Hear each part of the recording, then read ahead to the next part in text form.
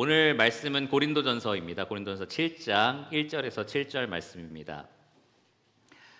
고린도전서 7장 1절에서 7절 말씀으로 남자마다 자기 아내를 두고 여자마다 자기 남편을 두라라는 제목으로 오늘 하나님 말씀을 나누도록 하겠습니다.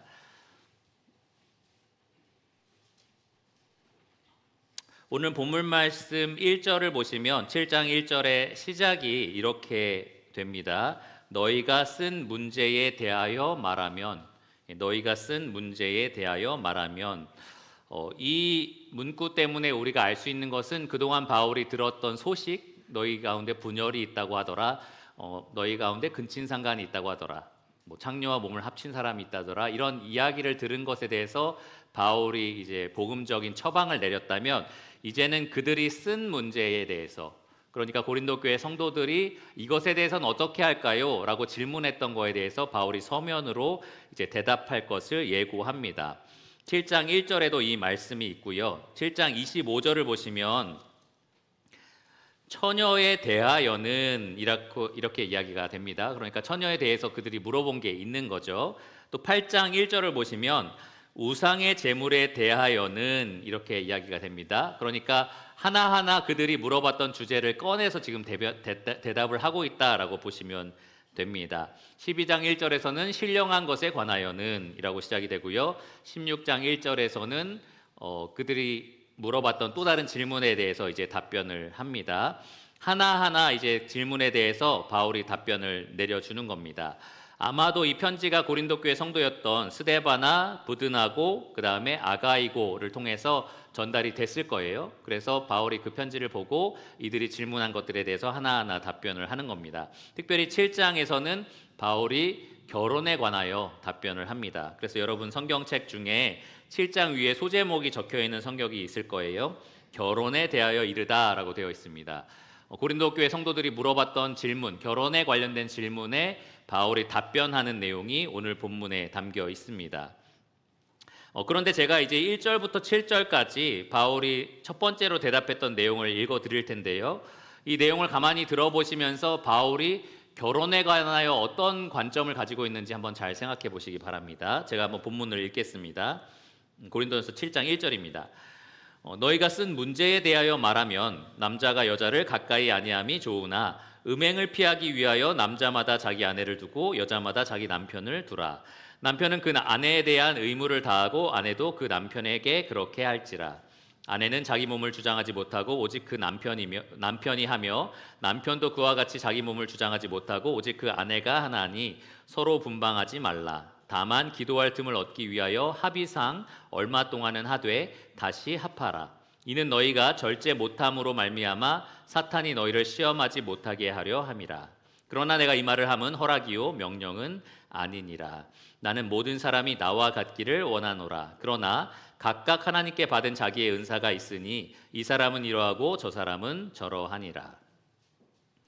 자, 이 말씀을 그냥 가볍게 읽었을 때에 느껴지는 어떤 바울의 생각, 결혼에 대한 생각은 마치 나처럼 결혼하지 않는 것이 훨씬 더 잘하는 건데 음행을 피하고 싶으면, 그러니까 너희가 음행을 참지 못하겠으면 그러면 결혼해라 라고 말하는 것처럼 그렇게 들립니다. 1절만 그렇게 얘기하는 것이 아니라 이 남녀가 가까이 하지 않는 게 좋다라고 하는 게 아니라 7절에도 보시면 바울은 모든 사람이 나와 같기를 원하노라, 나처럼 독신이기를 원한다라고 지금 이야기를 해요. 그리고 38절까지 내려가 보시면 정말 더 직접적으로 이렇게 얘기를 합니다. 그러므로 결혼하는 자도 잘하거니와 결혼하지 아니하는 자는 어떻다고요? 더 잘하는 것이니라. 지금 미혼이신 분, 결혼 안 하신 분 더 잘하는 겁니다. 그렇죠? 결혼하신 분은 그러면 뭐죠? 덜 잘한 거죠. 더 잘하는 게 있으면 덜 잘하는 게 있는 겁니다. 그러니까 결혼하신 분은 덜 잘하는 게 되는 겁니다.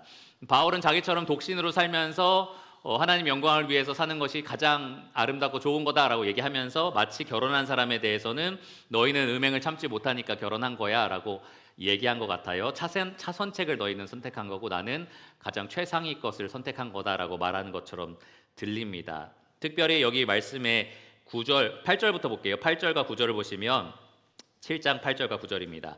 내가 결혼하지 아니한 자들과 과부들에게 이르노니 나와 같이 그냥 지내는 것이 좋으니라. 더 잘하는 거니까요. 그런데 9절 만일 절제할 수 없거든 결혼하라. 정욕이 불같이 타는 것보다 결혼하는 것이 나으니라. 그러니까 정욕을 못 참겠는 사람, 불같이 타오르는데 이것을 어떻게 할 수 없는 사람들이 선택하는 게 뭐죠? 결혼인 것처럼 들립니다. 그러니까 바울이 결혼을 이런 관점으로 봤을까라는 생각이 드는 거죠. 뭔가 이 바울의 생각을 오해하게 만드는 그러한 본문입니다. 결혼은 자기의 성욕을 절제하지 못하는 사람이 궁여지책으로 선택하는 옵션이고, 나머지 대다수의 사람은 바울처럼 그렇게 결혼하지 않은 채로 하나님께 영광 돌리면서 사는 것이 맞지 않냐라는 생각이 이제 드는 거죠. 그런데 이 본문을 그러면 어떻게 이해할 것이냐? 고든피라는 학자가 아주 흥미로운 비유를 이야기해 주었습니다. 여러분이 누군가가 통화를 하고 있는 것을 옆에서 듣는다고 한번 생각해 보세요. 상대방, 수화기 너머로 들리는 목소리는 하나도 들리지 않는 상태입니다. 그것에 대해서 답하는 사람의 목소리만 들리는 거죠. 그런 경우에 여러분이 이들이 무엇을 이야기하고 있는지 완벽하게 다 이해할 수 있나요? 오직 이 전화를 하고 있는 사람의 목소리만 들리기 때문에 뭔가 저 사람이 이렇게 질문을 했겠구나라고 유추하면서 이것을 들어야 됩니다. 그렇죠? 마찬가지로 지금 우리는 고린도 교회 성도가 바울에게 무엇을 질문했는지를 정확히 알지 못하는 상황이에요. 오직 그것에 대해서 바울이 대답해 준 것만 우리가 지금 가지고 있는 겁니다. 그러니까 바울이 들은 것, 고린도 교회 성도가 물은 것이 무엇인지를 우리가 유추하면서 바울이 왜 이 대답을 했을까라는 의미를 합리적으로 추정해야 하는 거죠. 그렇게 하는 것이 오늘 본문을 우리가 이해할 수 있는 가장 좋은 방식입니다. 바울은 결코 결혼에 대해서 낮은 관점을 갖고 있지 않았어요. 에베소서 말씀해 보시면 바울은 이 결혼이 비밀이라고 얘기를 합니다. 단지 어떤 정욕을 참지 못하는 사람들이 어쩔 수 없이 하는 행동이다라고 생각하지 않았어요. 그리스도와 교회를 이 세상 가운데 나타내는 그러한 비밀이다라고 아주 높은 관점을 가지고 결혼을 바라봤었습니다. 부부가 그냥 행복하게 살아, 너희 서로 사랑하면서 살아야지, 이런 식의 권면을 하지 않았습니다. 서로 주고받아야 되는 사랑의 그 본에 대해서 그리스도의 사랑을 닮아라 라고 얘기를 했습니다. 그리스도의 이타적이고 헌신적이고 열정적인 사랑을 서로에게 주고받으라 라고 얘기를 했던 거예요. 그리고 바울은 이 결혼이 어떻게 시작됐는지 설명할 때에 타락 후에 사람이 그 음행죄를 어떻게 할 수 없으니까 그 죄를 막으려고 하나님이 임시 방편으로 제정하신 제도야, 이런 식으로 생각하지 않았었어요. 바울은 이 결혼에 대해서 그 근거를 어디서 찾았느냐? 창조 질서, 태초에 죄가 들어오기도 전에 하나님이 둘을 한 몸으로 만드신 그 질서에서 찾았습니다. 바울은 결혼에 대해서 성경적이고 또 하나님 중심적인 아주 높은 관점을 가지고 있었던 사람입니다. 그런데도 왜 오늘 방금 읽었던 이 본문처럼 좀 오해받기 쉬운 답변을 한 것인가? 그런 질문을 받았기 때문에 그런 겁니다. 성도들로부터 그런 질문을 받았기 때문입니다. 고린도 교회의 상황과 처해졌던 문제들이 분명히 있었다는 거예요. 그래서 먼저 우리는 그것에 대해서 한번 유추해 보려고 합니다. 그들의 문제가 무엇이었는지, 그리고 나서 바울이 왜 이러한 복음적인 처방을 내렸는지 의미를 좀 찾아보려고 합니다. 그렇게 할 때에 우리가 그리스도인으로서 미혼이든 기혼이든 어떻게 우리 몸으로 하나님께 영광을 돌릴 수 있을지 오늘 이 말씀을 통해서 성령의 음성을 들을 수 있을 겁니다. 첫 번째로 그러면 문제를 좀 살펴보겠습니다. 문제는 한마디로 말하면 이 고린도 교회 성도들이 어떤 성적인 것으로는 하나님께 절대 영광을 돌릴 수 없다라고 착각하고 있었다라는 거예요. 이 성으로는 하나님께 영광을 돌릴 수 없다라고 생각을 했던 겁니다. 그것을 우리가 유추해 볼 수 있는 구절이 1절에 나옵니다. 고린도 교회의 질문과 상황을 우리가 유추할 수 있는 힌트가 1절에 있는 거예요. 너희가 쓴 문제에 대하여 말하면 남자가 여자를 가까이 아니함이 좋으나.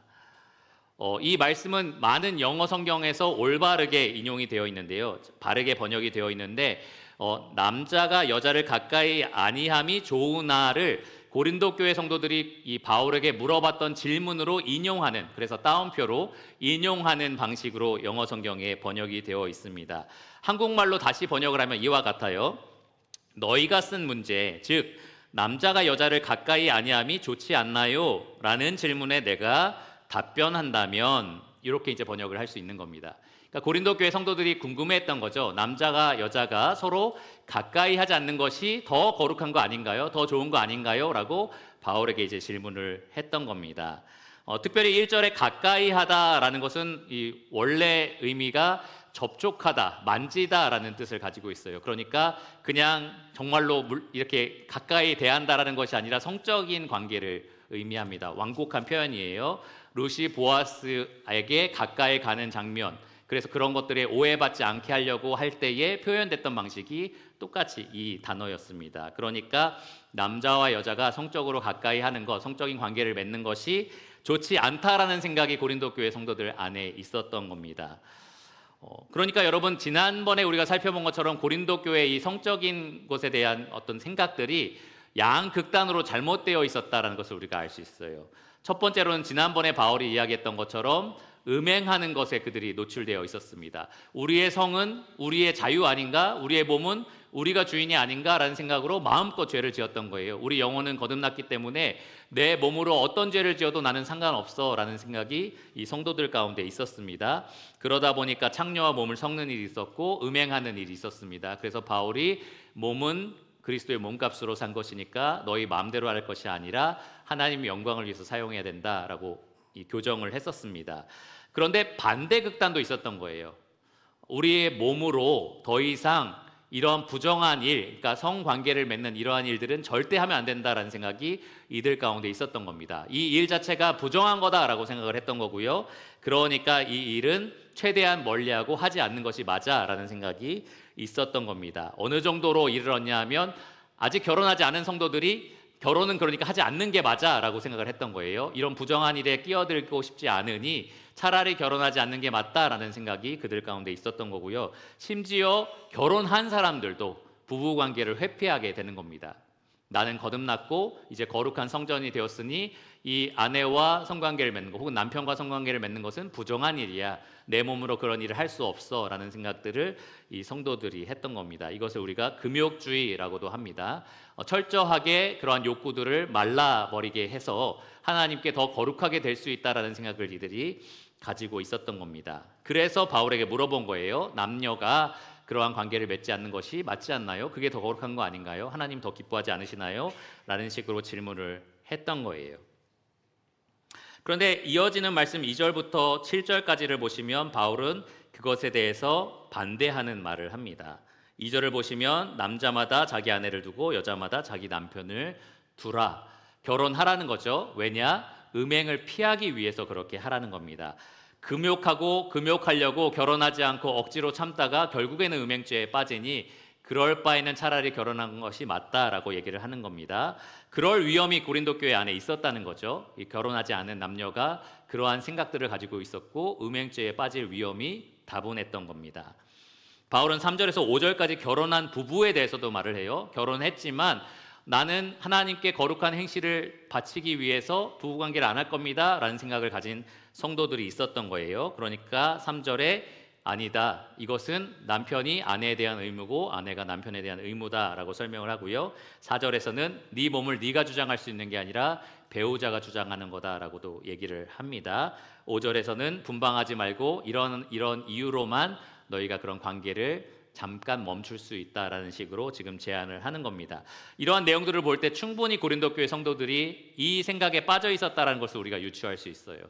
우리는 거룩한 성전으로 거듭났고 하나님의 성도가 되었으니 어떻게 저렇게 성적으로 관계를 맺는 부정한 일을 할 수 있을까라는 생각을 했던 거죠. 그러니까 미혼은 아예 결혼을 하지 않는 거고 결혼한 사람은 아예 관계를 맺지 않음으로써 하나님께 더 영광을 돌릴 수 있다라는 잘못된 생각을 그들이 가지고 있었던 겁니다.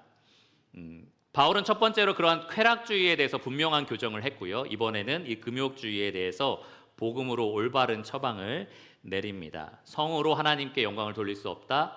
아니다. 실제로는 성으로 하나님께 영광을 돌릴 수 있고 또 그렇게 해야만 한다라고 분명하게 복음적인 진리를 선포하는 겁니다. 그러면 바울이 내린 처방을 조금 자세히 살펴보겠습니다. 먼저 바울은 미혼일 때 특별히 성을 금욕함으로써 하나님께 영광을 돌릴 수 있다라는 것에 분명히 동의를 합니다. 7절을 보시면 바울이 이렇게 말을 했어요. 나는 모든 사람이 나와 같기를 원하노라. 무슨 말이죠? 이 문맥 안에서 모든 사람이 나처럼 바울이었으면 좋겠다, 사도였으면 좋겠다 이런 말은 절대 아닐 겁니다. 나처럼 전국 방방곡곡을 다니면서 복음을 전했으면 좋겠다 이런 말도 아니에요. 결혼한 상태에 대한 이야기를 하는 거고 성에 대해서 말을 하는 겁니다. 나처럼 독신으로서 성을 금욕하면서 하나님께 영광 돌리는 삶을 모든 사람이 살았으면 좋겠다라고 지금 이야기를 한 겁니다. 독신으로서 하나님을 위해서 내가 가지고 있는 모든 욕구를 절제함으로 하나님께 전부를 드리는 삶, 그분을 영화롭게 하는 삶을 모든 성도가 살기를 바란다라는 거예요. 이것이 가장 가치 있다라고 여긴 겁니다.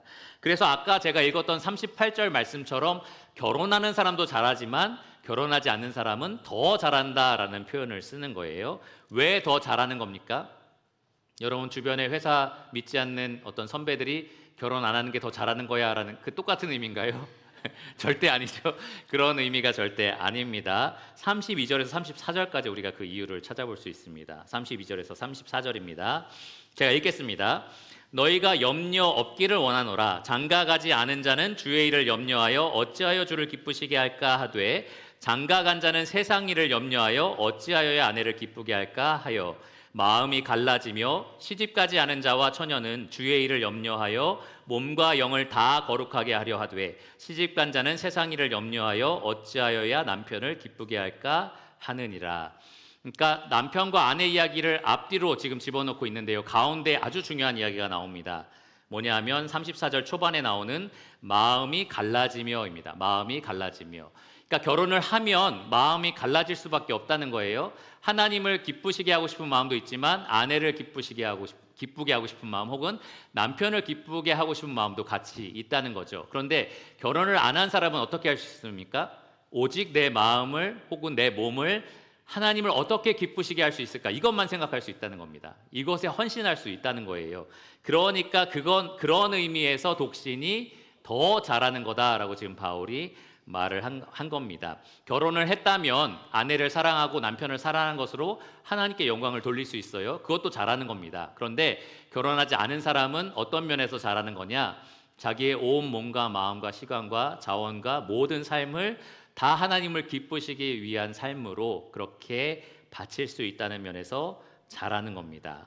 마치 구약시대의 모든 성도들이 제사를 통하여 예물을 드리고 하나님을 기쁘시게 했었지만 나시리는 자기의 삶을 송두리째 바침으로써 그렇게 하나님께 온전히 자신을 드렸던 것처럼 독신은 그렇게 하나님을 위해서만 하나님의 영광을 추구하는 것으로만 살아갈 수 있기 때문에 더 잘하는 거라는 겁니다.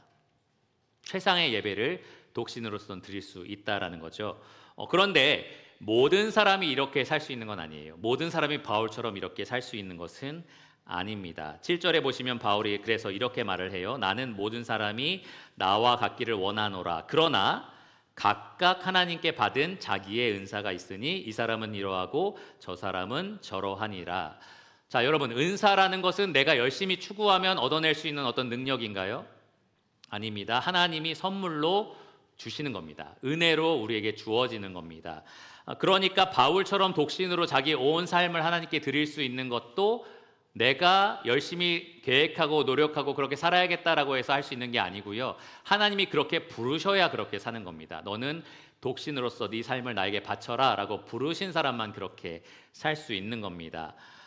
그렇지 않은 사람은 결혼하는 거예요. 결혼으로 하나님이 부르신 겁니다. 여러분은 이 가운데 계신 모든 분들이 독신으로 부르심을 받았거나 혹은 결혼으로 부르심을 받은 사람입니다. 이 말씀에 따르면 독신의 은사 혹은 결혼의 은사를 받았다라고 말을 할 수 있을 거예요.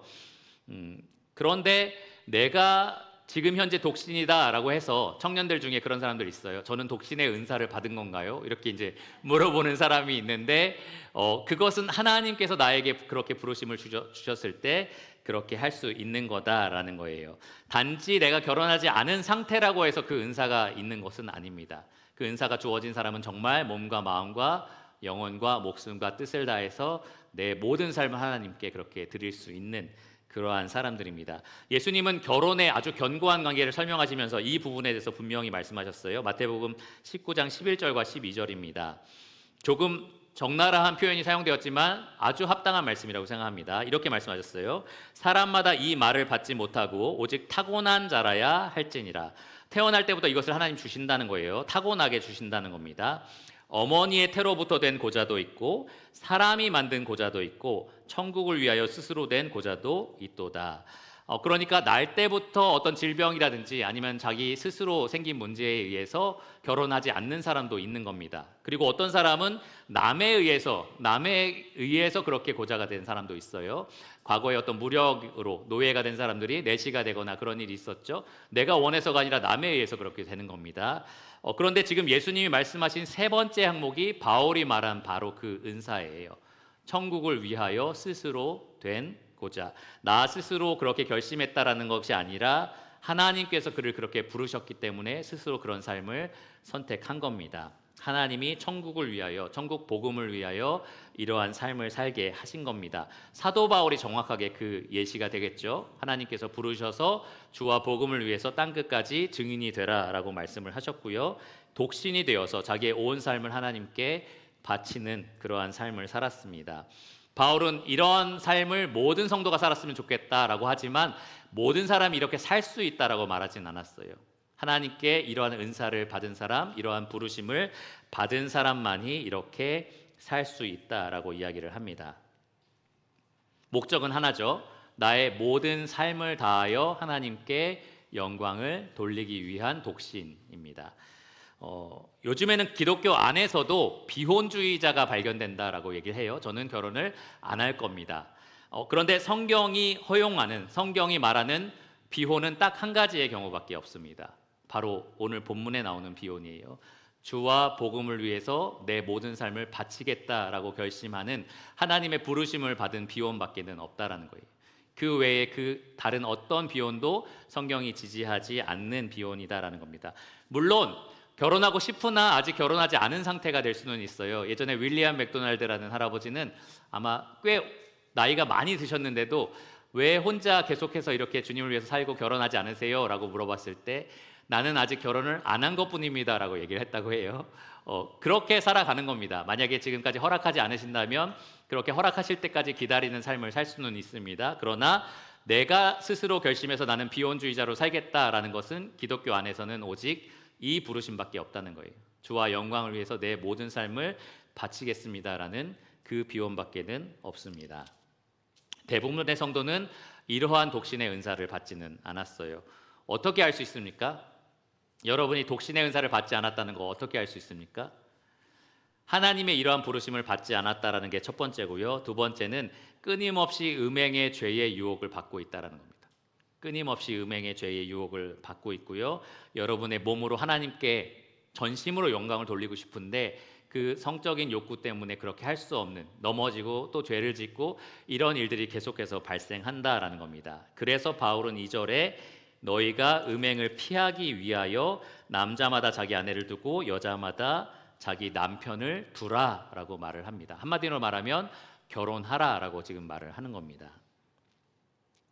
하나님께 그 몸으로 영광을 돌리고 싶다면 진짜로 그렇게 결혼해서 영광을 돌려라라고 지금 명령을 하는 겁니다. 그런데 여러분 오해하지 말아야 될 것이 결혼에 있어서 결혼의 목적이 단지 그 음행을 피하기 위해서 성적인 욕구를 내가 배출해야 되는데 하나님께서 합법적으로 주신 건 결혼관계밖에 없으니까 이런 정도의 이유가 아니다라는 거예요. 결혼의 목적이 단지 그것만은 절대 아닙니다. 그래서 실제로 결혼 생활을 하실 때에 어떤 분이 배우자 중에 한 명이 어떤 사고가 나거나 질병이 걸려서 성적인 관계를 아예 하지 못하는 경우가 있어요. 죽을 때까지 그런 경우도 있습니다. 제가 아는 분도 이제 목 밑으로 전신 마비가 돼서 계속 휠체어를 타고 다니시는 분이 계세요. 에릭슨 타다라는 여자 저자가 있는데 이런 것들이 안 되겠죠. 그러나 부부 관계는 결코 성적인 것만 해당되는 건 아니라는 겁니다. 훨씬 더 많은 것들이 부부관계 안에서 하나님이 주신 축복으로서 우리가 누릴 수 있는 부분입니다. 몇 가지 소개해드리면 첫 번째로는 출산이라는 게 있습니다. 창세기 1장 22절처럼 생육하고 번성하여 땅에 하나님 형상을 충만하게 하는 것, 부부관계를 통해서 하나님이 이루시는 일입니다. 두 번째로는 즐거움이라는 게 있습니다. 꼭 성적인 즐거움뿐만 아니라 전도서 9장 9절에 보면 우리 평생에 하나님이 주신 몫으로서 너에게 주신 아내 혹은 남편을 이야기합니다. 즐겁게 두 사람이 동반자로서 살아가는 것, 그것 또한 결혼을 통해서 하나님이 우리에게 주신 축복이다라는 거죠. 세 번째로는 정결이라는 게 있습니다. 우리가 오직 배우자에게만 충절을 지켜냄으로써 이 악한 세상 가운데 거룩함이 무엇인지를 우리가 드러낸다라는 거죠. 거룩하고 친밀하고 그리고 정말로 하나 된 그러한 연합된 관계가 무엇인지를 보여줄 수 있다라는 면에서, 또 그 축복을 우리가 누린다는 면에서 결혼이 우리에게 축복이 될 수 있습니다. 또 하나는 그럼으로써 그리스도와 교회의 아름다운 모습을 세상 가운데 드러낸다라는 거고요. 그리고 또 마지막으로는 그리스도와 교회의 비밀을, 이건 아까 했죠, 생명의 은혜를 공동으로 상속받는다라는 겁니다. 아내와 남편이 생명의 이 유업, 그것을 함께 이어받는다라는 겁니다. 한 가지가 빠졌네요. 자녀 양육이 있습니다. 우리가 믿음의 다음 세대를 길러내서 하나님의 백성들이 이 땅 가운데 계속해서 그 역할을 할 수 있도록 만드는데 부부가 굉장히 큰 역할을 감당하고 있습니다. 그것 자체가 축복이에요. 우리에게 하나님이 선물로 주신 자녀를 하나님의 자녀가 되도록 인도함으로써 그들이 하나님과 동행하면서 살아가게 하는 것, 그것이 부부에게 주어진 축복입니다. 이렇게 많은 것들이 꼭 성적인 관계가 아니더라도 부부로서 충분하게 누릴 수 있는 부분이다라는 거예요. 그런데 성적인 관계 역시 굉장히 중요하다라는 겁니다. 하나님이 바로 그 부부 관계 안에서 우리에게 주어진 이 성욕을 해결할 수 있도록 서로에게 그래서 만족을 주고 그리고 하나님의 충분한 그런 사랑을 서로에게 줄 수 있도록 그렇게 하셨다라는 겁니다. 언약의 견고한 관계, 사람이 인위적으로 끊을 수 없는 그 관계 안에서 그 성욕을 우리가 서로 나누면서 기쁨을 누릴 수 있도록, 즐거움과 만족을 누릴 수 있도록 하나님께서 우리에게 허락하신 것이 바로 부부다라는 거예요. 솔로몬이 그것을 이렇게 아름답게 표현했습니다. 여러분 앞에 말씀이 나올 거예요. 잠언 5장 15절에서 20절 말씀입니다. 제가 읽겠습니다. 너는 너의 우물에서 물을 마시며 너의 샘에서 흐르는 물을 마시라. 어찌하여 너의 샘물을 집 밖으로 넘치게 하며 내 도랑물을 거리로 흘러가게 하겠느냐. 그 물이 너에게만 있게 하고 타인과 더불어 그것을 나누지 말라. 너의 샘으로 복되게 하라. 계속해서 물의 비유가 계속 나오는데요. 이것이 가리키는 것이 무엇인지 바로 이어서 나옵니다. 너의 샘으로 복되게 하라. 내가 젊어서 취한 아내를 즐거워하라. 그는 사랑스러운 암사슴 같고 아름다운 암노루 같으니 너는 그의 품을 항상 족하게 여기며 그의 사랑을 항상 연모하라. 내 아들아, 어찌하여 음료를 연모하겠으며 어찌하여 이방 계집의 가슴을 안겠느냐. 그러니까 하나님이 부부관계를 허락하신 이유가 여기에 나옵니다. 내 안에서 솟아나는 그런 샘물, 이것을 성욕이라고 말한다면 그것을 다른 곳으로 흘러넘치지 않게, 이 집 안에서만 나에게 허락하신 그 아내 혹은 남편하고만 누릴 수 있도록, 그리고 하나님은 이것을 족하게 여겨라 라고 말을 합니다. 만족하라는 거고요. 그리고 항상 그 품을 연모하라 라고 얘기합니다. 사모하라는 거예요. 부부관계 안에서 이것을 풍성하고 충만하게 누리라는 겁니다. 절대로 그것을 누군가와 나누거나 바깥으로 흘려보내지 말라라고 분명하게 이야기를 합니다. 이 목적을 위해서 하나님이 남편을 주게 하신 거고요. 아내를 두게 하신 겁니다. 바울이 2절에서 그래서 음행을 피하기 위해서, 너희들의 그 성욕을 바깥으로 흘러나가게 하지 않기 위해서 남자마다 자기 아내를 두고 여자마다 자기 남편을 두라라고 명령을 했습니다. 성경은 이와 같이 부부관계 안에서 이루어지는 성적인 욕구를 해결하는 모든 것들을 아름다운 것, 만족스러운 것이라고 얘기하지만 그 바깥으로 흘러가는 모든 종류의 음욕은 다 죄라고 얘기를 합니다. 부부관계 안에서 이루어지는 것이 아니라 그 집 바깥에서 이루어지는 모든 성적인 욕구를 해소하는 행위들이 모두 다 하나님 앞에서는 죄다라는 거예요. 심지어 예수님께서는 음욕을 마음으로 품는 것까지도 죄다라고 얘기하셨습니다. 마음으로 이미 간음을 범한 거다라고 했습니다. 그러니까 마음으로 품는 어떤 욕구들, 정서들, 감정들, 호기심, 만족을 누리려고 하는 마음, 모든 행위들까지도 다 집 안에서 남편과 혹은 아내와 그 사이에서만 이루어져야 한다는 것이 성경의 분명한 가르침이다라는 거죠. 그렇게 해야만 여러분은 여러분 몸으로 부부관계 안에서 하나님께 영광을 돌릴 수 있는 겁니다. 성경은 이것에 대해서 적극적으로 하라라고 이야기를 합니다. 적극적으로 순종하라고 해요. 하나님, 어떻게 하면 내가 이 몸으로 하나님께 영광을 돌릴 수 있나요? 고린도 교회 성도들은 부부관계를 최대한 멀리하고 아예 안 하는 것이라고 착각을 했지만 바울은 오히려 충분하게, 만족스럽게, 풍성하게, 정기적으로 계속해서 하라라고 지금 명령을 합니다. 그것이 너희가 몸으로 하나님께 영광을 돌리는 방식이다. 지금 이렇게 이야기를 하는 거예요. 성이 집 밖으로 흘러넘치지 않도록 막는 것뿐만 아니라 성이 집 안에서 풍성하게 누려질 수 있도록 하는 것이 성도들이 자기 몸으로 하나님께 영광을 돌리는 방식입니다.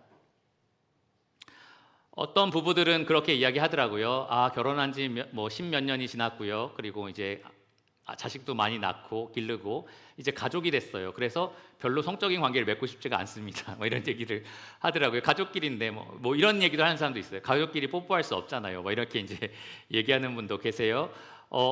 그래서 제가 그렇게 말씀하시는 뭐 형제님이든 자매님이든 따로 홀로 있을 때 질문을 해봤습니다. 그러면 성욕이 없으신가요? 있대요.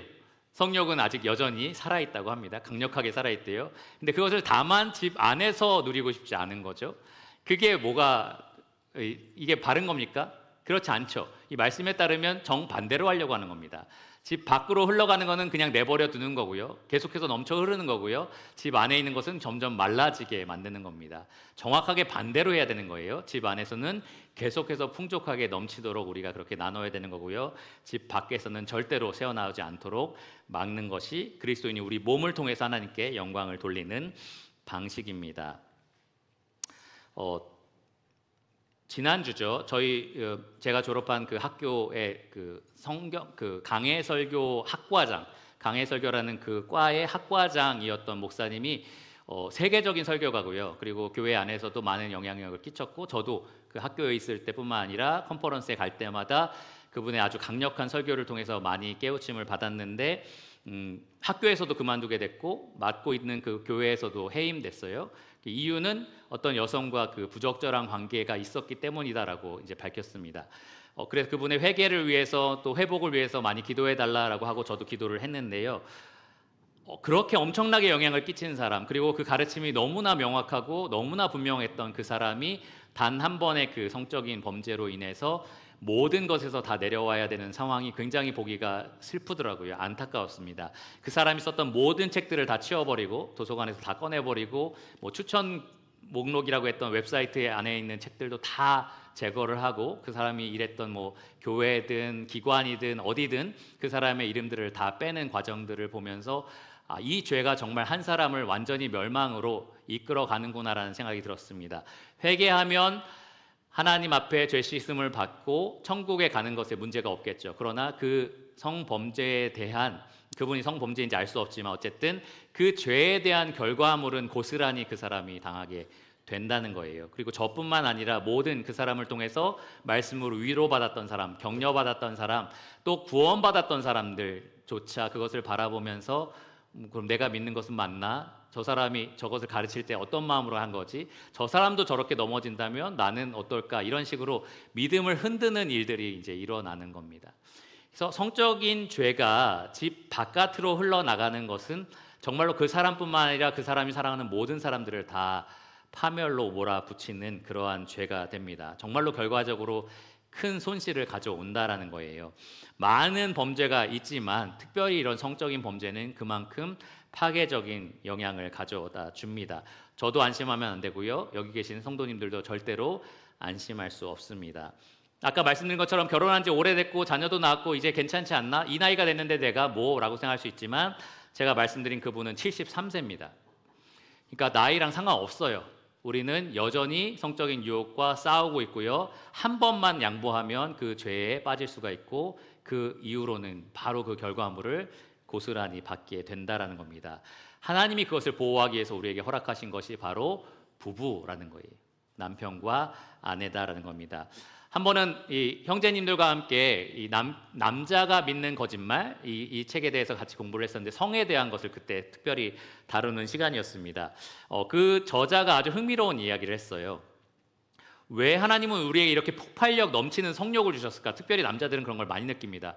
나도 절제하기 힘들 정도로 이렇게 엄청나게 활활 불타오르고 폭발하는 것 같은 성욕을 왜 우리에게 주셔서 이거 잘 간수해라고 하시고 나는 그걸 계속 간수해야 되고 왜 이렇게 힘들게 하셨나라는 생각이 든다는 거예요. 그런데 이 사람은 그런 말을 했습니다. 파키스탄 쪽에서 탱크로리 같은 차 있잖아요. 이제 유류를 운반하는 차가 또랑에 빠졌었습니다. 그래서 넘어진 거예요. 그래서 많은 주변에 있는 사람들이 거기에 있는 기름을 날라서 이제 안전한 곳으로 보관하고 있는 중인데, 그것을 지켜보는 사람 중에 한 사람이 담배에 불을 붙였다고 해요. 그래서 이 탱크가 폭발을 한 겁니다. 엄청난 화력이 있었겠죠. 그래서 그 옆에 주변에 일하고 있던 150명이 다 사망한 사건이 있었습니다. 그런데 이 저자가 이런 말을 했어요. 그러한 폭발력이 여러분이 운전석에 앉아서 키를 돌릴 때마다 차 안에서 일어난다는 거예요. 그 똑같은 폭발력이. 그런데 왜 여러분은 키를 돌립니까? 어떻게 막 이렇게 하지 않고 그냥 돌리잖아요. 왜 그렇습니까? 엔진이 합금으로 되어 있어서, 철강으로 되어 있어서 그 폭발력을 다 견뎌낸다라는 겁니다. 그래서 오히려 그 폭발력이 여러분들을 움직이게 하고 편하게 이동하게 하고 에어컨 나오게 하고 또 따뜻한 히터도 나오게 하고 편리하게 이용할 수 있게 한다는 거죠. 여러분에게 유익이 된다라는 겁니다. 이 저자의 말은 하나님이 그렇게 우리에게 결혼을 주셨다라고 얘기를 해요. 우리에게 있는 그 성욕이 결혼이라는 엔진 안에 있으면 우리에게 그러한 유익을 끼치는 것이 되지만, 그것이 없는 상태에서 벌어지면은 수많은 사람을 죽일 정도로 파괴적인 일을 만든다라고 이야기를 하는 겁니다.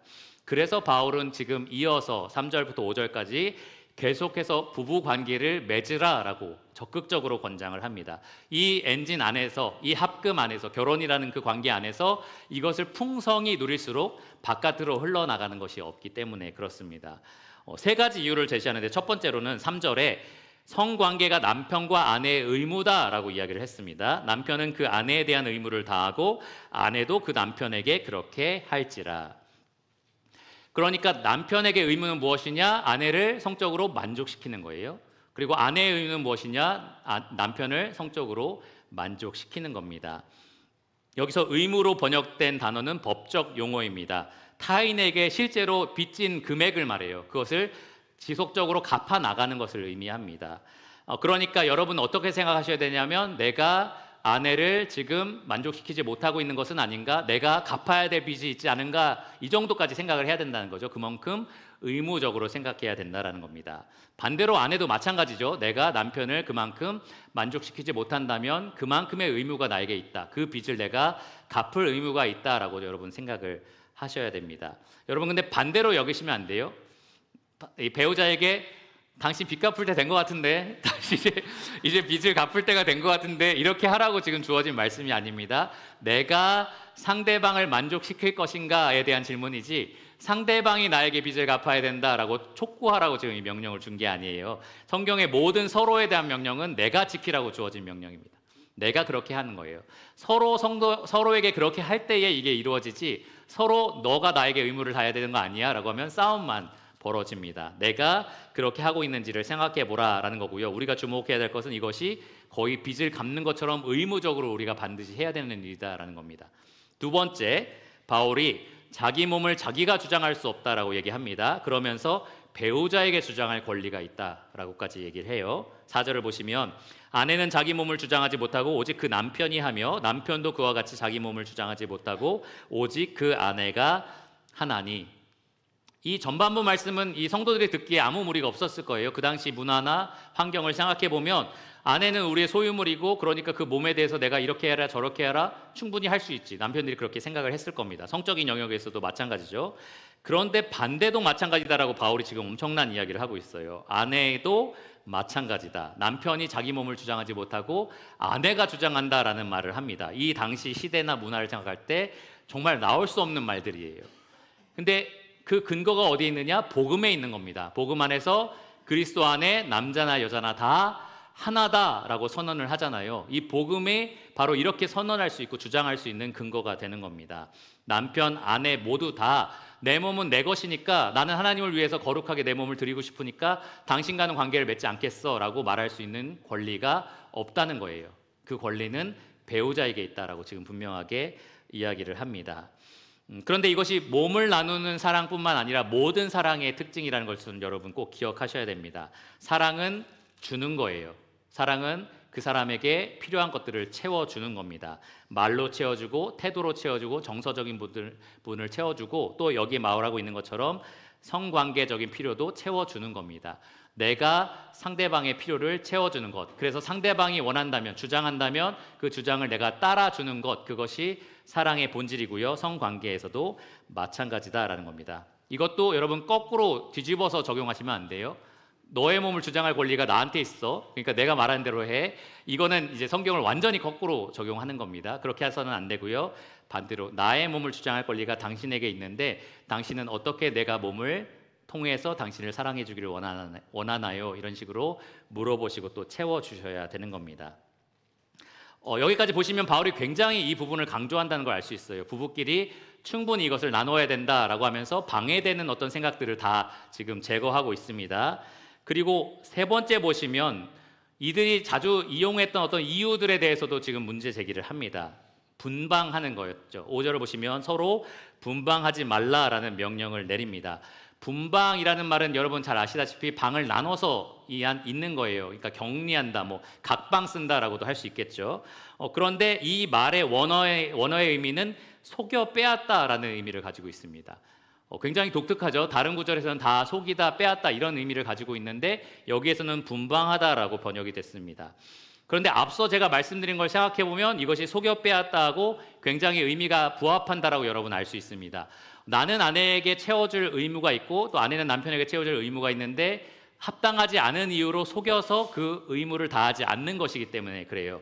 그 남편과 아내에게 내 몸에 대해서 주장할 권리가 있는데 내가 합당하지 않은 이유를 대면서 그 권리를 빼앗는 거기 때문에 속여서 빼앗다라는 단어가 여기에 사용이 된 겁니다.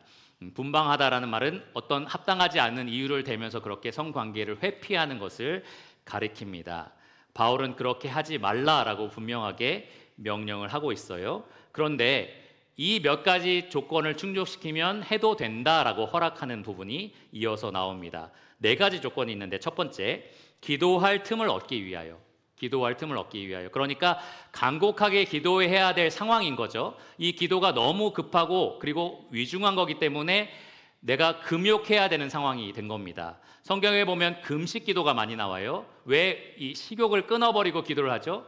음식을 먹을 수 없을 만큼 이것이 긴급한 일이기 때문에 그렇게 하는 겁니다. 같은 이유로 금욕하면서 내가 기도할 상황이 됐기 때문에 그렇게 관계를 맺지 않는 일이 있을 수 있다라고 바울이 허락을 하고 있습니다.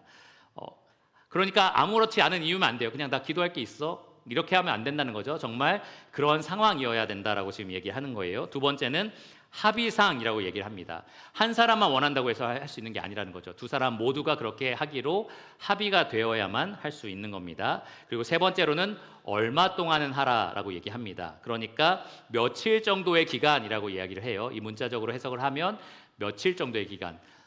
여보 나 기도해야 되니까 앞으로 1년 동안 우리는 관계를 맺지 않았으면 좋겠다. 이렇게 할 수 없다는 거죠. 며칠이라는 그런 특정한 그 짧은 기간을 두고 그렇게 서로 합의를 해야 된다는 겁니다. 그리고 마지막 네 번째로는 다시 합할 것을 약속하는 겁니다. 이 기간이 끝나면 우리는 다시 정상적으로 부부간에 기쁘고 즐거운 그런 관계를 계속해서 누리겠다라는 약속을 하는 겁니다. 그러니까 여러분 부부관계는 우리가 언제 할까를 고민하는 게 절대 아니에요. 언제 하지 말까를 서로 고민하는 겁니다. 성경에 보면 그런 예외에만 하지 말라라고 되어 있고요. 이런 특별한 상황에 특별한 조건을 맞출 때만 하지 말라고 되어 있고 그 나머지 경우에는 풍성하게 서로 만족할 만큼 계속해서 누리라라고 지금 이렇게 이야기를 합니다. 계속해서 서로의 필요를 채우기 위해서 자기 몸을 내어줘야 되고요. 서로의 품을 족하게 여겨야 되고요. 서로를 연모하는 마음으로 계속해서 서로를 찾아야 됩니다. 그래서 바울은 6절에 이런 말을 해요. 그러나 내가 이 말을 하면 허락이요 명령은 아니니라. 무슨 말인가? 어떤 사람은 1절에서 5절까지 내용이 다 허락이고 명령은 아니니까 그냥 우리가 원하는 대로 지키면 돼 이렇게 착각을 하는데요. 6절의 말씀은 5절하고 연결이 됩니다. 그러니까 합의상 우리가 분방을 할 건데 바울이 이것을 명령한 건 아니다라고 지금 분명히 말을 하는 거예요. 꼭 분방해야 된다고 지금 내가 말한 게 아니야. 다만 너희가 이런 조건에서 해야만 한다면 그것을 나는 허락하는 거야 라고 얘기를 하는 겁니다. 그러니까 기본적인 원칙은 부부는 그런 관계를 끊임없이 서로에게 만족을 주기 위해서 하나님께 영광을 돌리기 위해서 해야 된다는 거고요. 이런 특별한 경우에는 할 수 있도록 바울이 허락하겠다라고 지금 이야기를 한 겁니다. 그러면 왜 이렇게까지 부부관계를 적극적으로 권장하느냐? 5절 하반절에 분명하게 그 이유가 나옵니다. 이는 너희가 절제 못함으로 말미암아 사탄이 너희를 시험하지 못하게 하려 함이라. 아까 말씀드린 것처럼 이 성적인 범죄에 넘어지는 것은 그 누구도 가리지 않고 일어납니다. 지난번에 제가 말씀드린 것처럼 불륜을 조장하는 사이트에 1,000만 명 가까이 되는 복음주의 성도들이 가입되어 있다라고 말씀을 드렸잖아요. 실제로 그렇습니다. 음란 사이트가 아니고 실제로 다른 배우자를 주선해주는 사이트예요. 근데 거기에 한 1,000만 명 정도의 복음주의자 성도들이 가입되어 있다는 거예요. 거기에는 목회자도 있고 기독교 리더들도 있습니다. 정말 많은 사람들이 이 죄로 인해서 넘어져요. 제가 아까 예로 들은 말씀처럼 그 외에도 정말 많은 사람들이 이 죄로 인해서 자기의 인생을 망칩니다. 그러니까 집 안에서 이것을 우리가 충분하게 누리지 못한다면, 충분한 사랑을 느끼지 못한다면 우리는 언제든지 마귀의 공격 대상이 될 수 있다는 사실을 꼭 기억해야만 합니다. 남자들은 때로는 그러한 본능적인 욕구를 채우기 위해서 이렇게 범죄에 빠지기도 하지만 특별히 여자들 그리고 남자들 중에서도 그런 친밀함, 그런 자기를 사랑하고 이해해주는 어떠한 따뜻한 사랑을 느끼고 싶어서 그렇게 시작했다가 이런 성적인 범죄까지 넘어지는 경우가 굉장히 많습니다. 다른 말로 하면은 남편 혹은 아내와 친밀하고 사랑스러운 관계가 이루어지지 않았다는 거죠. 그러니까 그렇게 해줄 수 있는 다른 대상을 찾다가 이 범죄까지 그렇게 넘어가게 되는 겁니다. 이것을 이겨낼 수 있는 힘은 계속해서 음행과 싸우는 것뿐만 아니라 하나님이 나에게 주신 내 평생의 목, 그리고 사랑하는 동반자, 생명의 유업을 같이 이어받을 사랑하는 배우자와 풍성하게 이 성을 나누는 겁니다. 계속해서 지속적으로 이 성을 나누어서 우리 집안에 그것이 풍성하게 거하게 하고 집 밖으로는 하나도 흘러나가지 않도록 하는 겁니다. 이 부분에 있어서 불안불안한 사람들, 균열이 나서 물이 계속해서 새고 있는 사람들은 절대로 사탄이 가만히 놔두지 않습니다. 그것에 대해서 분명하게 틈을 노리면서 그 사람이 완전히 무너지기를 사단은 노력할 겁니다. 그러니까 적극적으로 여러분의 몸을 사용해서 남편과 아내를 사랑하심으로써 하나님께 이 부분에서 영광을 돌릴 수 있는 겁니다. 자, 그럼 마지막 세 번째로 적용을 좀 살펴보겠습니다. 어떻게 하면 우리가 하나님께 영광을 돌릴 수 있을까? 사실 이 말씀을 준비하면서 마지막 찬양을 뭘 해야 되는지 굉장히 고민을 많이 했습니다. 서로 사랑하며 삽시다 이런 걸 해야 되나, 결혼 노래를 해야 되나, 이런 것들이 많이 생각이 들었어요. 왜냐하면은 이 고린도 교회도 마찬가지였지만 우리 교회 안에는 미혼과 기혼 이렇게 둘로만 나눌 수 있는 게 아니라 다양한 어떤 배경과 다양한 상황들이 존재하기 때문에 그렇습니다. 그런데 바울은 이어서 8절부터 계속해서 그렇게 다양한 이야기를 해요. 뭐냐 하면은 사별했을 때는 그럼 어떻게 하나요? 이혼했을 때는 그럼 어떻게 하나요? 믿지 않는 배우자가 결혼했는데 나는 구원받은 거예요. 그러면 이 사람과 헤어지는 게 맞습니까? 아니면 계속해서 살아가는 게 맞습니까? 혹은 믿지 않는 사람이 나랑 헤어지고 싶어 하는데 그럼 어떻게 하는 게 맞습니까? 라는 질문들이 계속 이어집니다.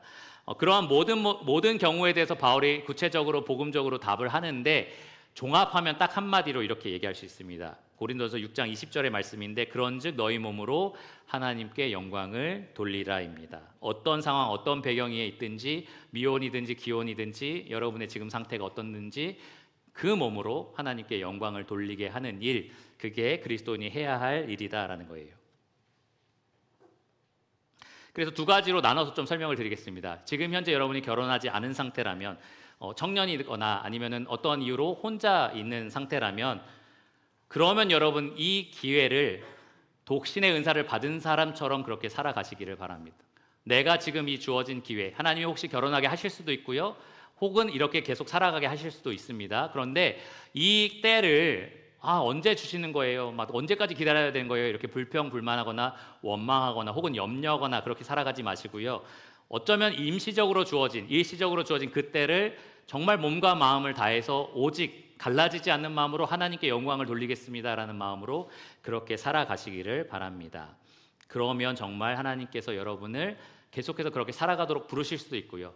그 아름다운 모습을 통해서 영적인 어떤 형제나 자매가 여러분과 또 짝을 이루어서 또 그렇게 결혼을 통하여 하나님께 영광 돌리게 하실 수도 있습니다.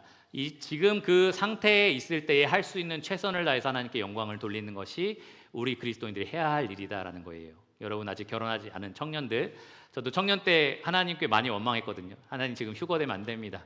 하나님 지금 오시면 안 됩니다. 저 결혼해야 됩니다. 1년은 살아보고 싶습니다. 이렇게 이제 기도를 했었거든요. 그런데 그러한 기도를 하고 준비하고 그리고 결혼을 위해서 노력하는 거 다 좋습니다. 그런데 결혼을 통해서 하나님이 나를 부르시든 아니면 지금 현재 독신으로서 몇 년을 더 살게 하시든 저는 몸과 마음과 영혼과 목숨을 다해서 하나님께 이 몸으로 영광을 돌리겠습니다라고 살아가는 것이 그리스도인이 해야 될 일이다라는 거예요. 그러니까 그렇게 힘써서 정욕에 빠지지 마시고 음행을 피하시고 하나님께 모든 것을 다 바쳐서 여러분의 삶을 드리시기를 바랍니다. 그렇게 할 수 있는 기회가 나중에는 사라져요. 나중에 결혼해서 또 그렇게 하나님께 영광을 돌리면 되지만 그렇게 할 수 있는 이 좋은 기회를 절대로 놓치지 마시고 어찌됐든 하나님께 영광 돌리는 삶을 기쁨으로 살아가시기 바랍니다. 자, 기혼이라면 어떻게 해야 될까요? 지금 현재 결혼한 상태입니다. 나의 배우자가 있고 그래서 같이 살아가면 되는 거예요. 그러면 오늘 말씀을 어떻게 적용할 수 있을까요? 저 나이도 많고 이제 별로 가까이 오는 것도 싫고 몸 닿는 것도 너무 싫어요. 이렇게 하면서 그렇게 살아가야 될까요?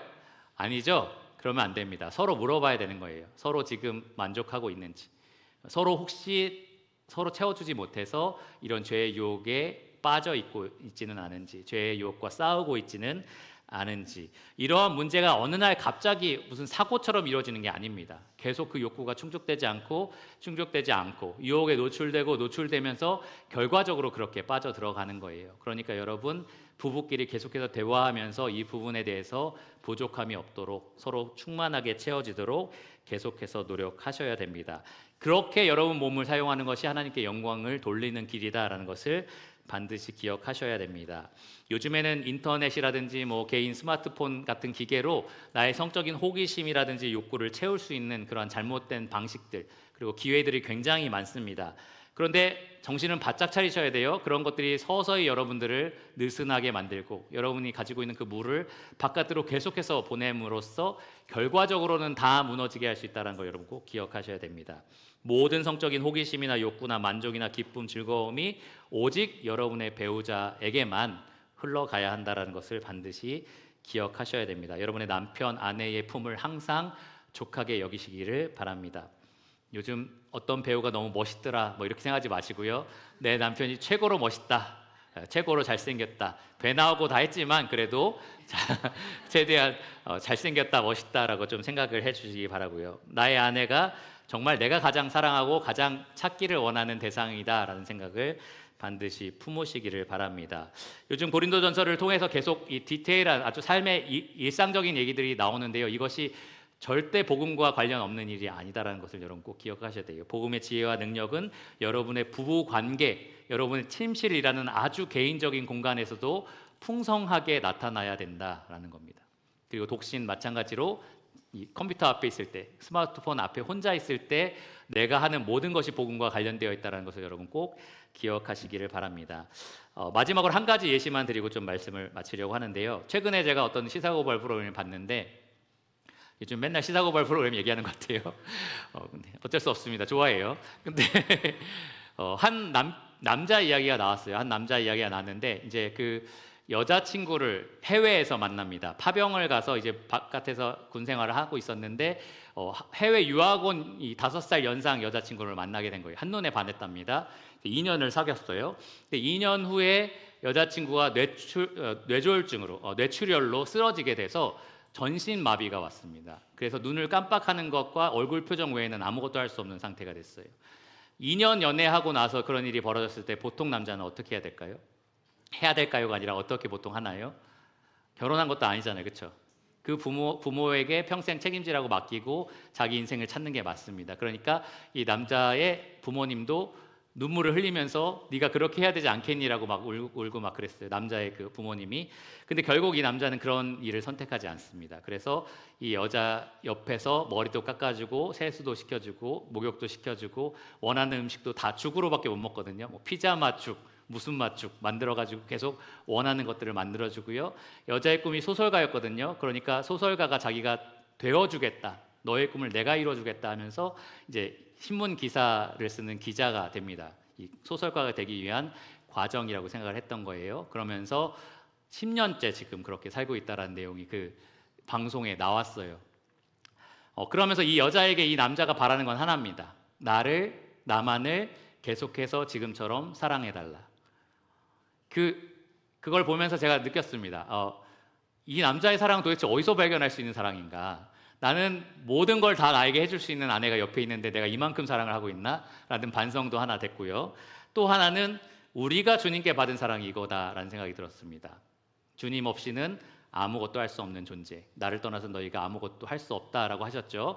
그러한 존재에게 주님은 일방적인 사랑을 지금까지 계속해서 부어주십니다. 항상 티가 있고 주름이 있고 죄가 많은 우리를 정결하게 말씀으로 씻어서 언젠가 거룩한 신부로 내 앞에 세우겠다라고 지금 약속을 하세요. 결혼식을 준비하고 계신 거죠. 그 두 부부가 그렇게 했었습니다. 그걸 보면서 내가 주님께 이런 사랑을 받고 있기 때문에 내가 오늘 이 말씀에 순종할 수 있겠다라는 생각이 들었습니다. 우리 안에는 폭발력이 넘치는 그런 성욕이 존재하지만 그 성욕을 억제하고 내 몸으로 오직 주님을 기쁘시게 할 수 있는 이유, 이 부부관계 안에서 정말 남편과 아내가 너무 미울 때도 많지만 여기에 내가 순종함으로써 하나님께 내 몸으로 영광을 돌릴 수 있는 이유가 바로 거기에 있습니다. 그리스도가 그러한 사랑을 오늘도 내일도 그리고 신부와 혼인 서약을 하는 그날까지, 예식이 있는 그날까지 계속해서 아낌없이 변함없이 우리에게 부어주실 것이기 때문에 그렇습니다. 그 그리스도의 사랑을 여러분 맛보고 계시다면 이 부분에 있어서 여러분 순종하셔야 됩니다. 많은 교회가 세상과 전혀 다르지 않는 상태로 이 부분에 있어서 실패하고 있습니다. 우리 유평교회는 정말 자기 몸으로 하나님께 영광을 돌리는 거룩한 신부가 되는 그런 교회가 되기를 간절히 바랍니다. 기도하고 말씀을 마치겠습니다. 하나님 감사합니다. 오늘 이 말씀을 통해서 우리가 자주 넘어질 수 있고 또 자주 유혹을 받는 그런 성적인 시험에 대해서 다루게 하여 주심에 감사를 드립니다. 하나님, 우리에게 주어진 이 놀라운 말씀을 통하여 우리가 또 말씀에 순종할 수 있도록 힘을 주시기를 원합니다. 우리에게 허락하신 남편과 아내 그 사이에서 주님을 기쁘시게 하는 방식으로 우리의 몸을 주께 드리게 하여 주시기를 원합니다. 우리의 몸을 그렇게 사용하여 주시옵고 우리의 몸을 통하여 그렇게 영광을 받으시기를 원합니다. 이 가운데 미혼으로 계신 분들이 계십니다. 하나님, 그 마음의 답답함과 그 욕구가 채워지지 않는 그런 어려움들도 주님께서 충분히 아십니다. 그러나 주님께 받는 그 사랑과 그 친밀함과 그 영원한 생명의 능력으로 말미암아 하나님만 전심으로 갈라지지 않는 그 마음으로 하나님을 사랑하는 그러한 자들이 되게 하여 주시옵고 때가 되었을 때 하나님 부르셔서 그렇게 결혼하여서 또 하나님께 영광 돌릴 수 있는 그러한 귀한 형제 자매가 되도록 하나님께서 세워가시기를 원합니다. 유평교회가 정말 세상과 다른 그런 성적인 순결과 그러한 거룩함을 지켜나갈 수 있도록 주께서 함께하여 주시기를 간절히 구합니다. 모든 것을 예수 그리스도의 이름으로 감사하며 기도드렸습니다. 아멘.